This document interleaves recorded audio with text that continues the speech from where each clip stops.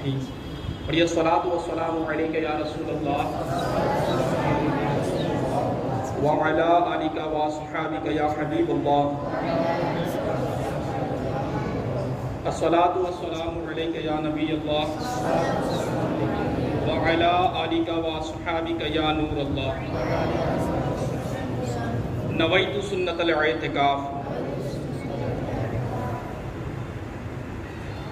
پیارے پیارے اسلامی بھائیوں، جب داخل مسجد ہو یاد کر کے اعتکاف کی نیت کر لیا کریں کہ مسجد میں جب تک رہیں گے اعتکاف کا ثواب ملتا رہے گا۔ یاد رکھیے مسجد میں کھانے پینے، سونے یا سحری افطاری کرنے، یہاں تک کہ آب زمزم یا دم کیا ہوا پانی پینے کی بھی شرعاً اجازت نہیں۔ البتہ اگر اعتکاف کی نیت ہوگی تو یہ سب چیزیں ضمناً جائز ہو جائیں گی۔ اعتکاف کی نیت بھی کھانے پینے اور سونے کے لیے نہیں ہونا چاہیے، بلکہ اس کا مقصد اللہ کریم کی رضا ہو۔ فتاوی شامی میں ہے کہ اگر کوئی مسجد میں کھانا پینا سونا چاہے تو اعتکاف کی نیت کر لے، کچھ دیر ذکر اللہ کرے، پھر جو چاہے کرے، یعنی اب چاہے تو کھا پی اور سو سکتا ہے۔ سرکار والا تبار دو عالم کے مالک و مختار صلی اللہ تعالی علیہ وآلہ وسلم کا فرمان رحمت نشان ہے، من صلی علیہ صلی اللہ علیہ اشرن بہا ملک موکل بہا حتی یبلغنیہا، یعنی جو مجھ پر ایک مرتبہ درود پاک پڑھتا ہے اللہ کریم اس پر 10 رحمتیں نازل فرماتا ہے، اور ایک فرشتہ اس درود کو مجھ تک پہنچانے پر مقرر ہے۔ صلو علی الحبیب صلی اللہ تعالی علی محمد صلی اللہ تعالی علیہ وآلہ وسلم۔ آئیے بیان سننے سے پہلے بھی اچھی نیتیں کر لیتے ہیں کہ فرمان مصطفیٰ صلی اللہ علیہ وسلم ہے، افضل العمل النیت الصادقہ، یعنی سچی نیت یہ سب سے افضل عمل ہے۔ اے عاشقان رسول، ہر کام سے پہلے اچھی نیت کرنے کی عادت بنائیے کہ اچھی نیت بندے کو جنت میں داخل کرے گی۔ بیان سننے سے پہلے اچھی نیتیں کر لیجئے، مثلا نیت کیجئے علم سیکھنے کے لیے پورا بیان سنوں گا، با ادب بیٹھوں گا، دوران بیان سستی سے بچوں گا، اپنی اصلاح کے لیے بیان سنوں گا، جو سنوں گا دوسروں تک پہنچانے کی کوشش کروں گا انشاءاللہ عز و جل۔ صلو علی الحبیب صلی اللہ تعالی علی محمد صلی اللہ تعالی علیہ وآلہ وسلم۔ پیارے اور محترم اسلامی بھائیو، الحمدللہ آج محرم الحرام کی 8ویں تاریخ یہ چل رہی ہے، بلکہ 9ویں شب لگ چکی ہے، 9ویں شب لگ چکی ہے، تو عنقریب عاشورہ کا دن آئے گا۔ عاشورے کے دن کی بھی بڑی فضیلت ہے۔ اللہ تبارک و تعالی ہمیں محرم الحرام کا احترام کرنے کی توفیق عطا فرمائے، اور کیونکہ یہ مہینہ وہ مہینہ ہے، اس مہینے میں امام حسین رضی اللہ تعالی عنہ اور آپ کے جو جانثاروں نے راہ خدا میں جو اپنی جان آفرین کے سپرد کی، جو واقعہ رقم کر گئے، یہ اپنی مثال آپ، اور دنیا بھر میں عاشقان رسول، صحابہ و اہل بیت الحمدللہ محرم الحرام میں امام حسین رضی اللہ تعالیٰ عنہ کی بارگاہ میں خراج عقیدت پیش کرتے ہیں، امام حسین رضی اللہ تعالیٰ عنہ سے عقیدت کا اظہار کرتے ہیں، لنگر کلواتے ہیں، فاتحہ کرتے ہیں، قرآن خوانی کرواتے ہیں، منقبت پیش کرتے ہیں۔ تو آج بھی ہم بھی نیت کر لیں کہ امام حسین رضی اللہ تعالیٰ عنہ کے ایصال ثواب کے لیے، امام حسین رضی اللہ تعالیٰ عنہ کو راضی کرنے کے لیے، اللہ کو راضی کرنے کے لیے ہم اجتماع میں اول تاخیر شرکت کریں گے انشاءاللہ تعالیٰ، کیونکہ واقعات تو ہم نے بہت سنے ہیں اور سنتے چلے آ رہے ہیں۔ اب تو سوشل میڈیا کا دور آ گیا، اور ہمارے ماشاءاللہ کئی بڑے بڑے علماء کرام ہم اہل سنت والجماعت کے ایسے مقررین ہیں کہ ماشاءاللہ بیانات سے سوشل میڈیا بھرا پڑا ہے، اور کہیں نہ کہیں سے واقعات کی صورت میں، کلپ کی صورت میں ہم واقعہ سنتے رہتے ہیں، مگر ہم نے کربلا کے واقعے سے کیا سیکھا؟ آج کے بیان کا ٹاپک بھی یہی ہے کہ ہم نے کربلا سے کیا سیکھا۔ تو آئیے اس حوالے سے کچھ کربلا اور کا جو درس ہے، جو درس ہمیں دیا گیا ہے، اس کو اپنی زندگی میں نافذ کرنے کی کوشش کرتے ہیں۔ اے عاشقان رسول، یقیناً کربلا نہایت ہی غمناک اور دل دہلا دینے والا واقعہ، مگر یاد رکھیے کربلا صرف ایک سانحہ نہیں بلکہ سانحے دنیا میں بہت ہوئے ہیں، یعنی یوں سمجھے کہ اس دنیا میں واقعات، ظلم و ستم اس طرح کے نہ جانے کتنے حادثات ہوئے ہیں، مگر ظلم و ستم کی بڑی بڑی داستانیں اس زمین پر رقم ہوئی ہیں، مگر وہ سب مٹ گئے۔ آج لوگوں کے دل و دماغ میں ان کا خیال تک موجود نہیں۔ اگر کربلا بھی صرف ایک سانحہ ہوتا تو تقریباً 1382 سال سے بھی زیادہ عرصہ گزرنے کے باوجود اسے ذہنوں میں یوں تازہ نہ رکھا جاتا۔ لہٰذا کربلا صرف ایک سانحہ نہیں، یہ درس زندگی کی پوری ایک کتاب بھی ہے۔ واقعہ کربلا ہمیں کامیابی کے راستے بھی بتاتا ہے، ترقی کے زینے بھی بتاتا ہے، زندگی کے اصول بھی سکھاتا ہے، اور عظمت و شان سے جینے کا درس بھی دیتا ہے۔ شیخ طریقت امیر اہل سنت حضرت علامہ مولانا محمد الیاس اتار قادری دامت برکاتہ العالیہ ایک رسالہ ہے کربلا کا خونی منظر۔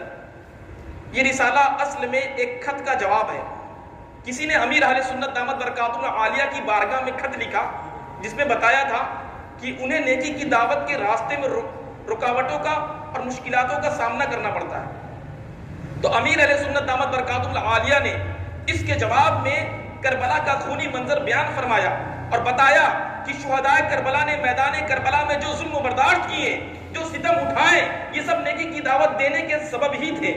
لہٰذا جب بھی نیکی کی دعوت کے راستے میں رکاوٹ آئے تو امام حسین اور آپ کے رفقا رضی اللہ تعالی عنہم پر ڈھائے گئے یزیدی ظلم و ستم کا تصور باندھ لیجیے۔ انشاءاللہ الکریم ہمت حوصلہ نصیب ہوگا اور نیکی کی دعوت عام کرنے کا جذبہ بھی ملے گا۔ ایک اسلامی بھائی کہتے ہیں کہ میں بی اے میں پڑھتا تھا، بی اے کی انگلش میں ایک ناول پڑھایا جاتا تھا۔ ایک دن ٹیچر نے اس ناول کے متعلق لیکچر دیا، کہنے لگے کہ اس ناول کا مصنف یعنی رائٹر ایک یورپین مفکر ہے۔ دوسری عالمی جنگ یعنی ورلڈ وار میں ایک فوجی کے طور پر یہ شریک ہوا تھا۔ دوسری عالمی جنگ کے بعد یوروپ میں جو انقلاب آیا، یعنی یوروپ نے جو ترقی کی، اور اس انقلاب اور ترقی کی جو بنیاد جن نظریات پر تھی، وہ نظریات پیش کرنے والے مفکرین میں ایک مفکر اس ناول کا مصنف یعنی اس ناول کا رائٹر بھی تھا۔ مصنف نے اس ناول میں اپنے مخصوص انداز میں کامیابی کے وصول اور ناکامی کے اسباب بیان کیے ہیں کہ کامیابی کے وصول کیا ہے اور ناکامی کی کیا کیا اسباب ہوتے ہیں، کیا سبب ہوتا ہے۔ پھر ٹیچر نے اس ناول کے متعلق لیکچر شروع کیا۔ مصنف کہتا ہے کہ اگر ہم نے زندگی کے سفر میں کامیاب ہونا ہے، جو رائٹر تھا نا وہ اپنے کتاب میں لکھتا ہے نا کہ اگر ہمیں زندگی کے سفر میں کامیاب ہونا ہے تو اس کے لیے صبر اور برداشت کی سخت ضرورت ہے۔ ہمیں کامیابی کے لیے تحمل مزاجی یعنی قوت برداشت والا ہونا چاہیے۔ کامیابی کے لیے ہمیں دوسروں پر بھروسہ نہیں کر سکتے، ہمیں خود پر اعتماد کرنا ہوگا، لیکن اس کے ساتھ ساتھ زیادہ خود اعتمادی یعنی اوور کانفیڈنس سے بھی بچنا ہوگا وغیرہ۔ اسلامی بھائی کہتے ہیں کہ ٹیچر ناول کی اسٹوری سے ملنے والے سبق بتا رہے تھے اور میرے ذہن میں واقعہ کربلا چل رہا تھا۔ جیسے ہی ٹیچر نے اپنا لیکچر ختم کیا تو میں بے ساختہ بولا کہ سر یہ سب کچھ تو ہمیں کربلا بھی سکھاتا ہے۔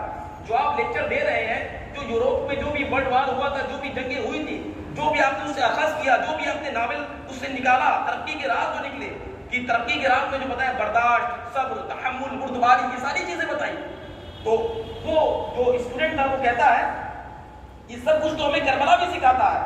امام حسین رضی اللہ تعالی عنہ نے ہمیں صرف صبر بتایا نہیں، کر کے دکھایا۔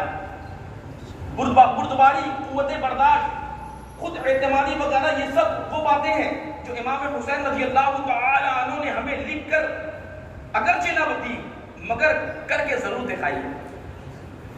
میری یہ بات سن کر ٹیچر حیرت میں پڑ گئے، پھر کچھ دیر بعد بولے ہاں واقعی یورپین مفکر نے ہمیں کہانی لکھ کر سمجھایا ہے، مگر حسین رضی اللہ تعالی عنہ نے یہ سب کچھ ہمیں عملی طور پر کر سکھایا ہے۔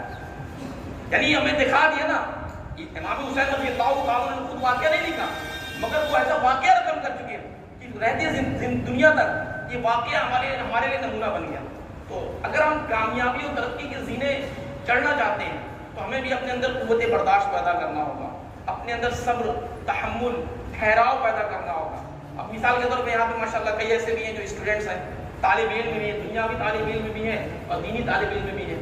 تو پیارے اسلامی بھائیوں، کئی مرتبہ ایسا آتا ہے کہ دقتیں آتی ہیں، پریشانیاں آتی ہیں، رکاوٹیں آتی ہیں، پیسوں کی پرابلم آتی ہے نا، بہت ساری دقتیں آتی ہیں. مطلب پیارے اسلامی بھائیوں، جیسا کہ امام حسین رضی اللہ تعالیٰ عنہ ہمیں سکھا گیا نا صبر کرنا، ہم صبر کریں، استقامت کے ساتھ کوشش کریں تو انشاءاللہ تبارک و تعالیٰ ہمیں کامیابی ملے گی. صبر کی ڈیفینیشن کیا ہے اس کو بھی تو سمجھنا ضروری ہے. بسا اوقات ہم زبان سے بول پڑتے ہیں اور بے صبری کا مظاہرہ کرتے ہیں. جب کوئی سمجھانے والا کہتا ہے کہ جناب صبر کیجئے تو کہتے ہیں جی جی صحیح کہہ رہے ہیں، صبر ہی تو کر رہے ہیں. کہتے ہیں صبر ہی تو کر رہے ہیں. صبر کا مطلب کیا تھا؟ تکلیف پہنچی، دقت آئی، پریشانی آئی ہے نا، تو کسی سے بغیر کہے اللہ کا ہر حال میں اللہ کا شکر ہے نا، کسی سے اس کا اظہار نہ کیا. مگر ہمارا عالم کیا ہے، ہم نہ جانے کتنی بے صبری کر چکے ہوتے ہیں اور بے صبری کرنے کے بعد اگر کوئی سمجھانے والا سمجھائے تو ہم کہتے ہیں کہ ہم صبری تو کر رہے ہیں. تو پیارے اسلامی یہ صبر نہیں. پیارے اسلامی بھائیو، امام علی مقام، امام تشنے کام، نواسۂ رسول حضرت امام حسین رضی اللہ تعالی عنہ بہت بلند رتبہ ہستی ہیں. آپ کا نام مبارک حسین، کنیت ابو عبداللہ اور القاب صبت رسول اللہ یعنی رسول اللہ کے نواسے، اور ریحانۃ الرسول یعنی رسول کے پھول ہے. سبحان اللہ. نانہ حسنین رحمت دارین صلی اللہ علیہ وآلہ وسلم نے فرمایا حسین مجھ سے ہے اور میں حسین سے ہوں. جو حسین سے محبت کرے اللہ پاک اس سے محبت فرماتا ہے. ایک حدیث پاک میں فرمایا کہ حسن اور حسین سے جس نے محبت کی اس نے مجھ سے محبت کی، اور جس نے ان سے دشمنی کی اس نے مجھ سے دشمنی کی. بخاری شریف میں روایت ہے کہ اللہ پاک کے آخری نبی رسول ہاشمی صلی اللہ علیہ وآلہ وسلم نے فرمایا حسن اور حسین دنیا میں میرے دو پھول ہیں. سبحان اللہ. اور ترمذی شریف کی روایت میں ہے کہ حسن اور حسین جنتی جوانوں کے سردار ہیں. امام علی مقام امام حسین رضی اللہ تعالیٰ عنہ یہ 5 شعبان المعظم 4 ہجری کو مدینہ منورہ میں پیدا ہوئے. 55 سال 5 ماہ 5 دن اس دنیا میں تشریف فرما رہے ہیں. 10 محرم الحرام 16 ہجری بروز جمعہ کو انتہائی مظلومیت کے ساتھ شہید کیے گئے. آپ نے حق پر ثابت قدمی، جواں مردی، استقامت اور صبر و رضا کی لازوال مثال قائم فرمائی. اسی طرح ایک مفکر ہے، اس نے اپنے طور پر ایک تجزیہ کیا اور کہا کہ زندگی میں کامیابی کے 3 اصول ہیں. اس کو ہم بھی اپنے دل کی ڈائری میں نوٹ کرتے جائیں، کیونکہ ہم سب کا کوئی نہ کوئی ٹارگٹ ہوتا ہے، کوئی نہ کوئی ایم ہوتا ہے. کوئی بڑا بزنس مین بننا چاہتا ہے، کوئی عالم دین بننا چاہتا ہے، کوئی جو ہے فلاں فیلڈ میں مہارت حاصل کر لوں ہے نا. کوئی نہ کوئی اپنے ٹارگٹ کی طرف لگا ہوا ہے، کوئی کسی نہ کسی نے اپنا کوئی نہ کوئی گول سیٹ کیا ہے. مگر بسا اوقات ہم کامیابی کے زینے تک نہیں پہنچ پاتے، ہم ہمت ہار جاتے ہیں. اب دیکھیں اس میں دنیاوی کامیابی یا دینی، اصل میں دیکھا جائے تو کامیاب وہی ہے جو اللہ اس کے رسول کو راضی کر لے. مگر پھر بھی دنیاوی کامیابی ہو یا دینی کامیابی ہو، اگر اس میں کامیاب ہونا ہے تو کامیابی کے وصول میں آتا ہے 3 وصول بیان کیے گئے. نمبر 1 بھوک برداشت کرنے کی طاقت. نمبر 2 انتظار. اور نمبر 3 سوچنے سمجھنے کی صلاحیت. اب پیارے اسلامی بھائیوں، یہ 3 وصول ایک مفکر نے بیان کیے. ذرا ان تینوں وصولوں کو سامنے رکھ کر واقعہ کربلا ذہن میں لائیے. کربلا میں ہمیں یہ تینوں باتیں ملتی ہیں. نمبر 1 مفکر نے کہا کہ کامیابی کے لیے بھوک برداشت کرنے کی طاقت ضروری ہے، اور میدان کربلا میں ہم دیکھتے ہیں کہ سخت گرمی، ریگستان، دہکتی ہوئی زمین ہے اور 3 دن کی سخت بھوک پیاس ہے. امام حسین رضی اللہ تعالیٰ عنہ سے لے کر ننھے شہزادے حضرت علی اصغر تک سب پیاسے ہیں. مگر قربان جائے سخت پیاس بھی ان بلند رتبہ ہستیوں کے پاؤں اکھاڑ نہ سکی. تازہ دم یزیدی لشکروں کی یلغار انہیں رائے حق سے ہٹا نہیں پاتی. آل رسول کے شیر صفت جوان سخت پیاس کے باوجود یزیدیوں کے پرکچے اڑاتے ہیں. یہ ان کی بے مثال استقامت اور باکمال قوت برداشت ہے. اور نمبر 2 مفکر نے دوسری بات کہی کہ کامیابی کے لیے انتظار ضروری ہے. یعنی جو بندہ کامیابی کا طلبگار ہے وہ صبر سے کام لے، اطمینان کے ساتھ درست وقت کا انتظار کرے، کسی کسی لمحے بھی بے صبری نہ دکھائے. یہ بات بھی امام حسین رضی اللہ تعالی عنہ کی پاکیزہ سیرت میں دیکھنے کو ملتی ہے. آپ پر مصیبتوں کے پہاڑ ٹوٹے مگر آپ کے صبر و استقامت میں ذرہ برابر بھی فرق نہیں آیا. اور نمبر 3 مفکر نے تیسری بات کہی کہ جو کامیابی کا طلبگار ہے اس کے لیے ضروری ہے کہ وہ سوچنے اور سمجھنے کی صلاحیت رکھتا ہو. یعنی اس پر کیسا ہی کڑوا وقت کیوں نہ آئے وہ اپنے سوچنے سمجھنے کی صلاحیت کو مانند یعنی کمزور پھیکا نہ پڑنے دے. ہر وقت ہر حال میں سوچ سمجھ کر بہتر سے بہتر فیصلہ کرے. یہ ایک بہت مشکل کام ہوتا ہے. ہمارے ہاں کسی شخص کا انتقال ہو جائے تو اس کے اہل خانہ کو والدین کو بہت سنبھل کر طریقے سے خبر دینی ہوتی ہے کہ کہیں اچانک غم کی خبر سن کر ہوش ہی نہ کھو بیٹھے. مگر قربان جائیں امام حسین رضی اللہ تعالیٰ عنہ کی ہمت حوصلے کے کہ آپ کے بیٹے حضرت علی اصغر رضی اللہ تعالیٰ عنہ، حضرت علی اکبر رضی اللہ تعالیٰ عنہ، بھائی بھتیجے بھانجے 72 افراد میدان کربلا میں امام حسین رضی اللہ تعالیٰ عنہ کی آنکھوں کے سامنے شہید ہوتے ہیں. ایسے غم اور پریشانی کے باوجود ہوش و حواس سلامت ہے، فیصلہ کرنے کی طاقت بحال ہے. تاریخ کی کسی کتاب سے دنیا کا کوئی شخص یہ ثابت نہیں کر سکتا کہ امام حسین رضی اللہ تعالیٰ عنہ نے میدان کربلا میں غم کی شدت کے سبب کوئی ایک فیصلہ بھی شریعت کے خلاف کیا.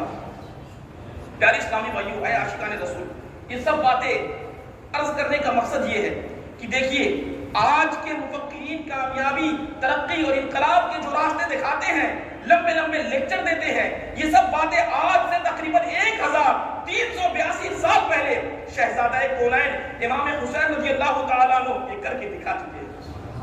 میدان کربلا میں یہ سب نظریات موجود ہیں. پیارے اسلامی بھائیوں، ذرا غور کیجیے کہ حسین رضی اللہ تعالیٰ عنہ نے اتنی بڑی قربانی کیوں پیش کی. یقیناً آپ کو تاج و تخت حکومت سے کوئی سروکار نہیں تھا. آپ تو جنتی نوجوانوں کے سردار ہیں. اللہ پاک کی عطا سے جس کو جنت میں حکومت و سرداری ملی ہو اسے دنیا کی عارضی حکومت کی حرص یعنی لالچ بھلا کیسے ہو سکتی تھی. مگر غور طلب بات ہے کہ امام حسین رضی اللہ تعالیٰ عنہ آخر یزید کی بیعت کیوں نہیں کرتے تھے؟ کیا آپ کو یزید کی ذات سے اختلاف کیوں تھا؟ آپ کو یزید کی ذات سے اختلاف کیوں تھا؟ آخر یہ سارے معاملات کیوں درپیش آئے؟ اگر یزید بدبخت کا کردار ستھرا ہوتا، وہ بد انجام قرآن و سنت کا پیروکار ہوتا تو امام حسین رضی اللہ تعالیٰ عنہ ہرگز اس کی بیعت سے انکار نہ فرماتا. مگر اس بدبخت کا کردار اچھا نہیں تھا، اس کا اخلاق اچھا نہیں تھا، اس کی عادتیں بری تھیں. یزید فاسق تھا، یزید فاجر تھا، یزید زانی تھا، یزید شرابی تھا، یزید قرآن و سنت کی مخالفت کرتا تھا. اسی لیے امام حسین رضی اللہ تعالی عنہ اس کی بیعت نہیں کی اور ایسی لازوال قربانی پیش فرمائی. اب ذرا غور فرمائیے کہ جب امام حسین رضی اللہ تعالی عنہ یزید کے برے کردار سے خوش نہ ہوئے تو اگر وہی کردار ہمارا بھی ہو، جو عادتیں یزید کی تھی وہی عادتیں ہماری بھی ہوں، جیسا گندا اخلاق یزید کا تھا ویسا ہی ہمارا بھی ہو، تو کیا امام حسین رضی اللہ تعالی عنہ ہم سے خوش ہوں گے؟ ذرا یہ غور کرنے والی بات ہے. آئیے دیکھیے یزید کا کردار کیسا تھا. یزید پلید کی وہ کون سی غلیظ عادتیں تھیں جن کی وجہ سے امام حسین رضی اللہ تعالی عنہ نے اس کی بیعت کرنا گوارا نہ فرمایا. غیب جاننے والے آخری نبی رسول ہاشمی صلی اللہ تعالی علیہ وآلہ وسلم نے فرمایا کہ میری سنت کو بدلنے والا پہلا شخص بنو امیہ سے ہوگا، اسے یزید کہا جائے. پیارے اسلامی بھائی، معلوم ہوا کہ یزید سنت کو بدلنے والا، خلاف سنت کاموں کو رواج دینے والا تھا. یہ بدبخت خود بھی سنت مصطفیٰ کی پیروی نہیں کرتا تھا اور دوسروں کو بھی خلاف سنت کاموں پر ابھارتا تھا. سنت کی مخالفت کرنا اور خلاف سنت کاموں کو رواج دینا یزید کا برا کردار ہے. اگر ہم حسینی ہیں اور ہمیں واقعی حسینی ہونا چاہیے تو ہمیں چاہیے کہ ہم یزید کے اس برے کردار سے نفرت کریں، ہم خود بھی سنتوں پر عمل کریں اور دوسروں کو بھی سنت کی ترغیب دلائیں. تاجدار رسالت شہنشاہ نبوت صلی اللہ تعالی علیہ وآلہ وسلم نے فرمایا کہ جس نے میری سنت سے محبت کی اس نے مجھ سے محبت کی، اور جس نے مجھ سے محبت کی وہ جنت میں میرے ساتھ ہوگا۔ ایک روز پیارے آقا مدینے والے مصطفیٰ صلی اللہ تعالیٰ علیہ وآلہ وسلم نے 3 مرتبہ فرمایا کہ میرے نائب پر اللہ پاک کی رحمت ہو۔ سبحان اللہ، کتنی پیاری بات ہے۔ عرض کیا گیا حضور آپ کے نائب کون ہیں؟ فرمایا میری سنت سے محبت کرنے والا، دوسروں کو سکھانے والا۔ سبحان اللہ، کتنی پیاری بات ہے۔ جھوم جائیں وہ دعوت اسلامی کے مبلغین، جھوم جائیں اس حدیث کو سن کر وہ علماء اکرام جو خود بھی سنتوں پر عمل کرتے ہیں، خود بھی چہرے پہ داڑھی سجائے ہوئے ہیں، خود بھی سر پہ امامہ شریف باندھے ہوئے ہیں، خود بھی لوگوں کو نیکی کی دعوت دیتے ہیں، سنتوں پہ عمل کرتے ہیں، دوسروں کو بھی سنتوں کی ترغیب دلاتے ہیں۔ کتنی پیاری حدیث ہم نے سنی۔ تو پیارے اسلامی بھائیوں نیت کر لیں کہ سنتوں پہ عمل بھی کریں گے، اور جو سنتیں ہمیں معلوم ہیں، جتنا ہم نے سیکھا ہم اس کو پھر انشاءاللہ تبارک و تعالیٰ اپنے بھائی تک پہنچائیں گے۔ اور ماشاءاللہ سنتیں سیکھنے کا بہترین ذریعہ دعوت اسلامی کا مدنی قافلہ۔ ابھی الحمدللہ کل بھی کثیر تعداد میں پورے انڈیا بھر سے 3 دن کے 12 دن 3 دن کے مدنی قافلے، اس میں بالخصوص 3 دن کے مدنی قافلے اس میں سفر کر رہے ہیں۔ تو بہت سارے اسلامی اس میں بیٹھے ہیں جو ماشاءاللہ مدنی قافلے میں دیکھیں بیگ لے کر اسلامی بھائی آ رہے ہیں۔ اللہ تعالیٰ ان کا آنا شرکت کرنا اپنی بارگاہ میں قبول فرمائے۔ تو پیارے اسلامی بھائیوں مدنی قافلے میں سفر کریں گے تو انشاءاللہ تبارک و تعالیٰ سنتیں سیکھنے کا بھی موقع ملے گا اور سکھانے کا بھی موقع ملے گا۔ رسول اکرم نور مجسم صلی اللہ تعالیٰ علیہ وآلہ وسلم نے فرمایا جس نے میری سنت کو مضبوطی سے پکڑا وہ جنت میں داخل ہوگا۔ سبحان اللہ، اللہ پاک ہمیں سنتوں کا پیکر بنائے۔ ہم نے خود سنتوں پر عمل کرنا ہے، اس کے ساتھ دوسروں کو بھی اس کی دعوت دینی ہے۔ ابو نادان جو معاذ اللہ نیکی کی راہ میں رکاوٹ بنتے ہیں، سنتوں پر عمل کرنے والوں کو ترچھی نگاہوں سے دیکھتے ہیں، ان پر طنز کے زہریلے تیر برساتے ہیں، انہیں ڈرنا چاہیے کہ اللہ پاک ہمیں سنتوں پر عمل کرنے کی توفیق عطا فرمائے۔ آمین بجاہ النبی الامین صلی اللہ علیہ وسلم۔ پیارے اسلامی بھائیوں، یقیناً امام حسین رضی اللہ تعالی عنہ یزید پلید کے برے کردار سے بخوبی واقف تھے۔ اب آئیے دیکھتے ہیں کہ امام حسین رضی اللہ تعالی عنہ نے خود یزید کے برے کردار کی کیسی نشاندہی فرمائی۔ صدر اللہ فاضل مفتی نعیم الدین مراد آبادی رحمۃ اللہ تعالی علیہ لکھتے ہیں کہ جب امام عالی مقام امام حسین رضی اللہ تعالی عنہ کے سامنے یزید بدبخت کی بیعت پیش کی گئی تو آپ نے فرمایا کہ یزید فاسق یعنی اعلانیہ کبیرہ گناہ کرنے والا ہے، شراب کا عادی ہے، ظالم ہے، بھلا میں ایسے کی بیعت کیسے کر سکتا ہوں۔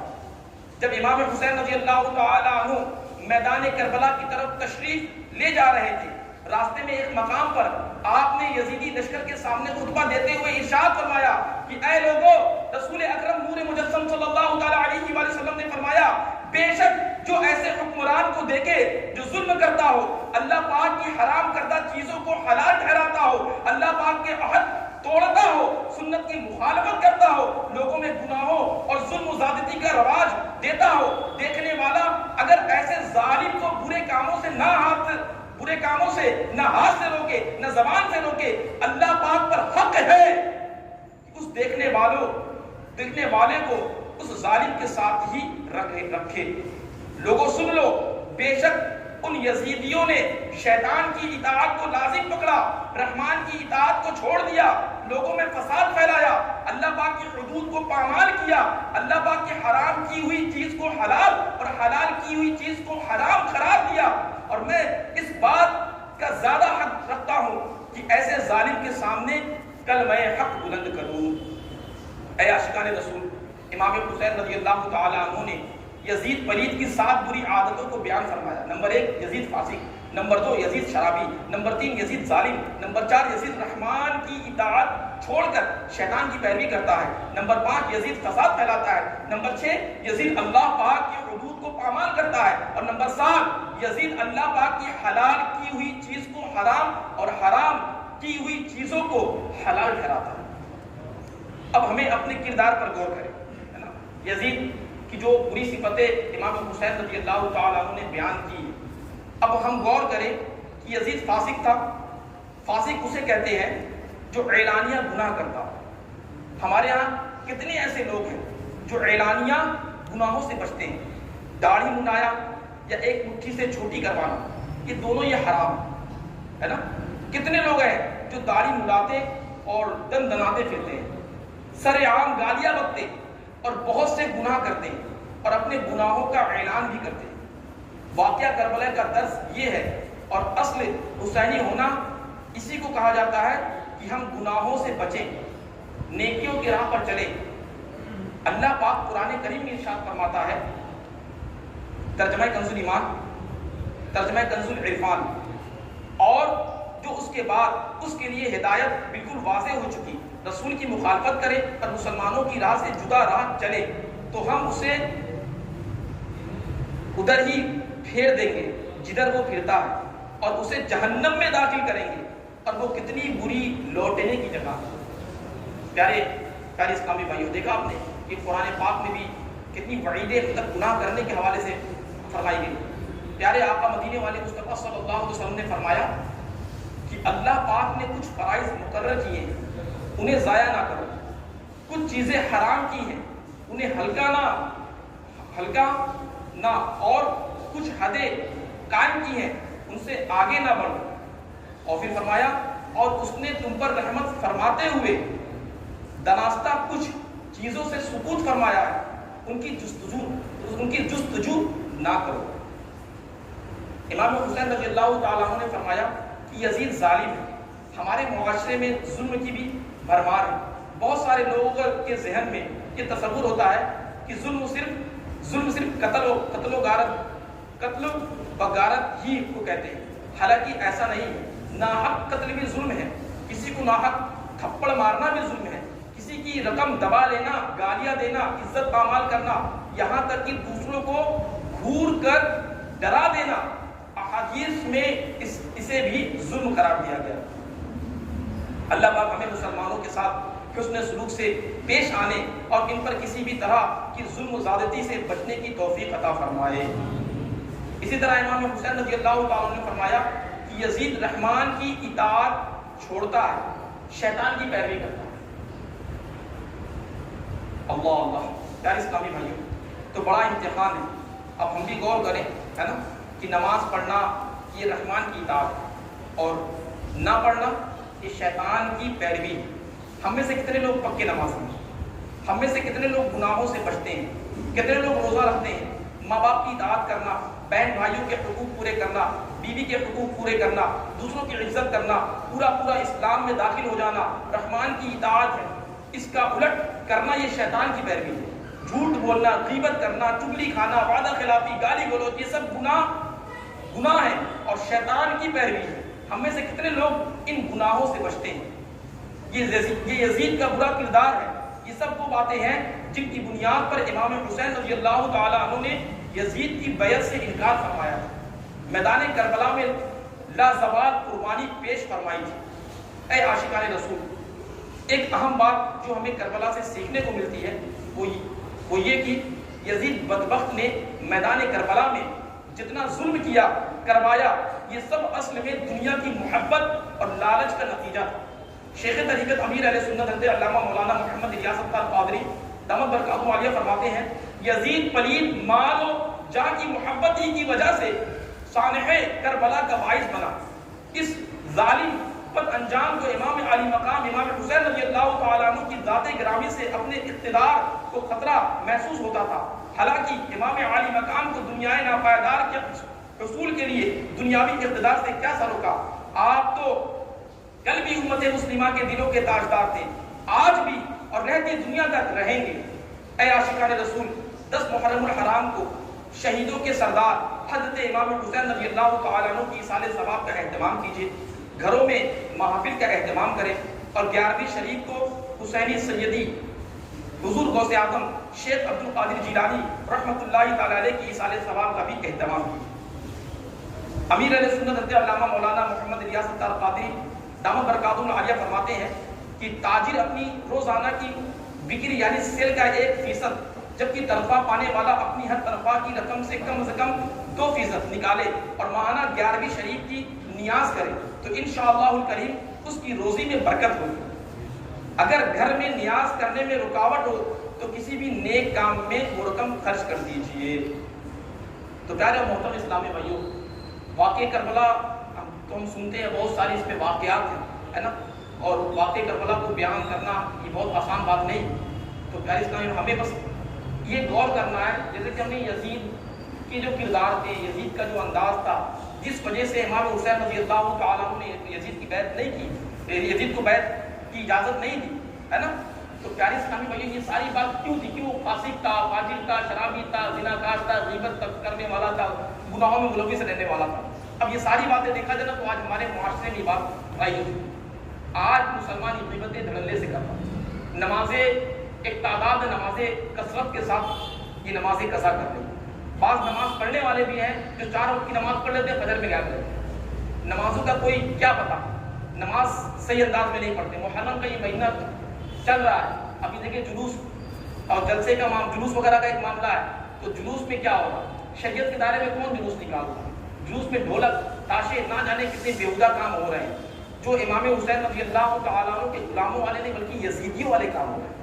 تو پیارے اسلامی، ان سب باتوں سے ہمیں بچنا، اگر صحیح معنوں میں اگر ہمیں حسین رضی اللہ تعالیٰ عنہ کا سچا غلام بننا۔ دیکھیں، غلامی کا دعویٰ سب کرتے ہیں، ہے نا، سب نعرہ لگاتے ہیں، دعویٰ کرتے ہیں، مگر دعوے کی پھر دلیل کیا ہمارے پاس؟ ہمارے پاس دلیل کیا؟ ہم خود اپنا جائزہ کر لیں، ہے نا؟ کیا ہم نمازوں کی پابندی کر رہے ہیں؟ امام حسین رضی اللہ تعالیٰ عنہ نے کتنی بڑی قربانی دی، ہم تو جناب نیند کی قربانی نہیں دے سکتے۔ امام حسین رضی اللہ تعالیٰ عنہ نے کربلا کی تپتی زمین پر سجدے کے عالم میں، ہے نا، سر سجدے میں رکھ کر اپنی جان قربان کر دی۔ اور ہمارا نوجوان، ہمارے معاشرے میں ہمارے مسلمان اسلامی بھائی اگر دیکھا جائے تو یہ مسجد میں نہیں آتے، نمازوں کو قضا کر رہے ہوتے، دھڑلے سے نماز قضا کر رہے ہوتے ہیں۔ امام حسین رضی اللہ تعالیٰ عنہ نے شریعت کو بچانے کے لیے اپنی جان قربان کر دی، مگر یہی امام حسین کی غلامی کا دعویٰ کرنے والا شریعت کے تقدس کو پامال کر رہا ہوتا ہے، شریعت کی پابندی نہیں کر رہا ہوتا ہے، غیر شرعی کام کر رہا ہوتا ہے۔ چہرہ دیکھو تو یزیدیوں والا، چہرے پہ داڑھی نہیں ہے، ہمارا لباس دیکھو تو غیروں والا، ہمارا کھانے پینے کا انداز دیکھا جائے تو غیروں والا۔ ہم امام حسین رضی اللہ تعالیٰ عنہ سے محبت قدم بڑھتے ہیں، کیسی محبت ہے، کیسی قربانی تھی امام حسین کی۔ کبھی ہم نے غور کیا ہمارے گھر میں اگر ایک کے بعد دو اگر انتقال ہو جائے یا حادثے میں کوئی نوجوان چلا جائے تو غم کا پہاڑ ٹوٹ جاتا ہے، کوئی چیز سمجھ میں نہیں آتی ہے نا، کچھ نظر نہیں آتا، کسی کے سوال کا جواب نہیں بنتا ہے، کئی دن تک صدمے میں ہم رہتے ہیں۔ مگر غور کیجئے کہ امام حسین رضی اللہ تعالیٰ عنہ نے 72 کے ساتھ اپنی جان آفرین کے سپرد کر دی، راہ خدا میں سب کچھ لٹا دیا، مگر شریعت کے دامن کو مضبوطی سے تھامے رکھا، نمازوں کی پابندی کرتے رہے اور رہتی دنیا تک، ہے نا، اسلام کے پرچم کو بلند کر رہے ہیں۔ تو ہم غور کریں، ہم بھی تو حسینی ہیں۔ امام حسین رضی اللہ تعالیٰ نے گھر پر جان نہیں دی، گھر پر اپنی جان قربان نہیں کی، راہ خدا میں سفر کیا، سفر اختیار کر کے اور راہ خدا میں اپنی جان دی۔ آج ہم بھی غور کریں کہ کیا ہم بھی راہ خدا میں جب سفر کی بات آتی ہے، مدنی قافلوں کے لیے ترغیب دلایا جاتا ہے کہ جہاں 3 دن کا مدنی قافلہ سفر کر رہا ہے، آپ مدنی قافلے میں سفر کر لیجیے، ہمارا ذہن کیا ہوتا ہے؟ ہم تو اپنے وقت کی قربانی نہیں دے پا رہے، ہم تھوڑی دیر کے لیے اپنی دکان نہیں بند پاتے، 2 دن کے لیے اپنی دکان بند نہیں کر پاتے ہیں، ہم وقت نہیں دے پاتے۔ مدنی قافلے کی جب بھی بات کی جائے تو ہم بغلے جاتے ہیں، ہفتہ واری اجتماع کی دعوت دی جاتی ہے تو ہفتہ واری اجتماع میں ہم اتنے تھکے ہوتے ہیں کہ اجتماع میں آنے کے لیے ہم کتراتے ہیں، اور ہم امام حسین رضی اللہ تعالیٰ عنہ سے محبت قدم بڑھتے ہیں، ہم وقت کی قربانی دینے سے کتراتے ہیں، ہمارا وہ عشق، ہمارا وہ محبت جوش ایمانی کہاں گیا؟ تو پیارے اسلامی بھائیوں، ہمیں بھی چاہیے کہ اگر صحیح معنوں میں ہمیں امام حسین رضی اللہ تعالیٰ عنہ کا غلامی کا ثبوت دینا ہے تو غلامی کا ثبوت کیا ہے؟ امام حسین رضی اللہ تعالیٰ عنہ کے نقش قدم پر چل کے دیکھا ہے۔ اور الحمدللہ دعوت اسلامی کے مدنی ماحول میں الحمدللہ تعالیٰ کا کروڑا احسان یہ وہ ماحول ہے کہ محرم، یوں تو دعوت اسلامی کا مدنی قافلہ پورا سالہ سال سفر کرتا رہتا ہے، ہر ماہ 3 دن کے مدنی قافلے سفر کرتے ہیں، 12 ماہ کے سفر کرتے ہیں، مگر بالخصوص محرم الحرام کے موقع پر 9، 10، 11 یا 8، 9، 10 محرم الحرام کو جو مدنی قافلے سفر کرتے ہیں، یہ پوری دنیا بھر میں اس کا تو ایک الگ ہی انداز ہوتا ہے۔ یہ مدنی قافلے میں سفر کر کے گویا کہ امام حسین رضی اللہ تعالیٰ عنہ کی قربانی کو یاد کر رہے ہوتے ہیں۔ مدنی قافلے میں الحمدللہ عاشقان رسول جاتے ہیں، روزہ رکھتے ہیں، راہ خدا میں روزہ رکھنے کی سعادت ملتی ہے، راہ خدا میں علم دین سیکھنے کی سعادت ملتی ہے، راہ خدا میں شریعت مصطفیٰ کو پھیلانے کی سعادت ملتی ہے۔ کتنا خوش نصیب ہے جو راہ خدا میں سفر کرتا ہے۔ تو ہمیں چاہیے کہ ہم راہ خدا کے مسافر بنیں۔ کل بھی انشاءاللہ تبارک و تعالیٰ اللہ نے چاہا تو کثیر تعداد میں گورکھپور سے مدنی قافلے سفر کریں۔ تو آپ سے بھی عرض ہے جس کا ذہن ابھی تک نہ بنا ہو مدنی قافلے میں سفر کرنے کا، وہ نیت کر لے، ہے نا.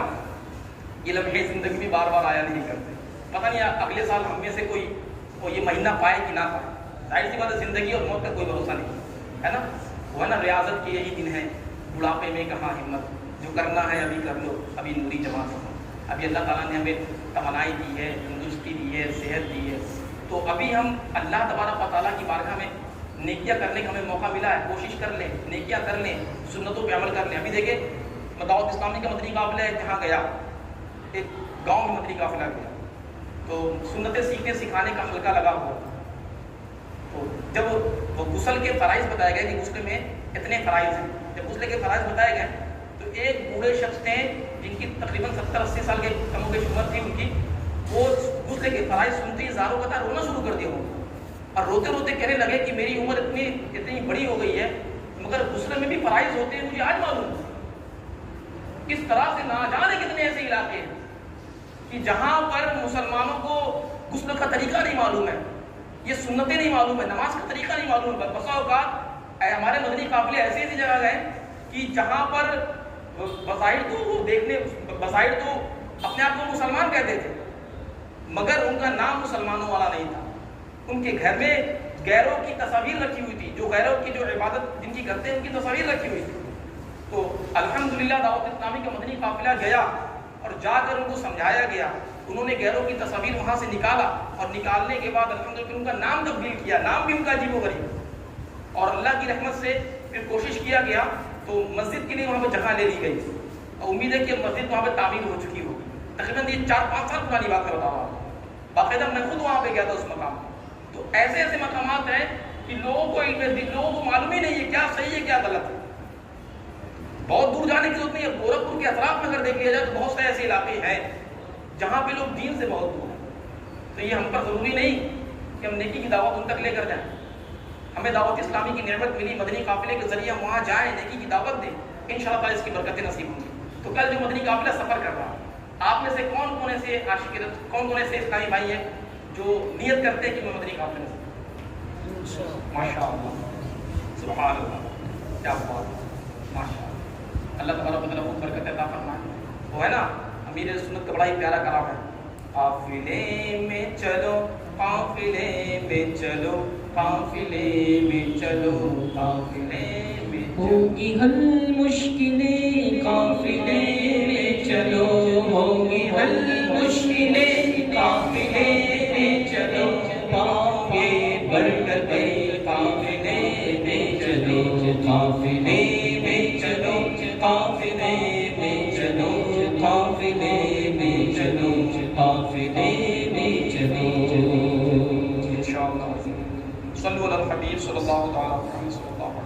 پیارے اسلامی بھائیو، آئیے بانی دعوت اسلامی شیخ طریقت امیر اہل سنت دامت برکاتہ عالیہ کے رسالے 163 مدنی پھول سے لباس کے چند مدنی پھول سنتے ہیں. فرمان مصطفیٰ صلی اللہ علیہ وسلم ہے کہ جن کی آنکھوں جن یعنی جنات جن کی جو جمع ہوتے ہیں جنات ہوتے ہیں تو جن جو ہوتے ہیں نا جن کی آنکھوں اور لوگوں کے ستر کے درمیان پردہ یہ ہے کہ جب کوئی کپڑے اتارے تو بسم اللہ کہے. حکیم الامت حضرت مفتی احمد یار خان رحمۃ اللہ تعالی فرماتے ہیں جسے دیوار اور پردے جیسے دیوار اور پردے لوگوں کی نگاہ کے لیے آڑ بنتے ہیں، ایسے ہی یہ اللہ پاک کا ذکر جنات کی نگاہوں سے آڑ بنے گا کہ جنات اس یعنی شرمگاہ کو دیکھ نہ سکے گا. جو باوجود قدرت زیب و زینت کا لباس پہننا تواضع یعنی عاجزی کے طور پر چھوڑ دے، اللہ پاک اس کو کرامت کا حلہ پہنائے گا. صلو علی الحبیب صلی اللہ تعالی علی محمد صلی اللہ علیہ وسلم. اب آئیے ہفتہ سنت الاجتماع میں پڑھی جانے والی درود پاک پڑھ لیتے ہیں. بزرگوں نے فرمایا کہ جو شخص ہر شب جمعہ اور جمعرات کی درمیانی